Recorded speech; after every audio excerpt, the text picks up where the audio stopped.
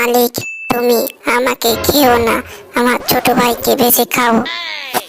মালিক, বড় হয়েছে কেন, বড় ভাইকে বেঁচে বেঁচে খাও। পৃথিবীতে ও আগে আসছে, আমাকে শুধু মারে, আমাকে ডিস্টার্ব করে। মালিক, তুমি ওকে মারো, ওটি ভালো না, পচা।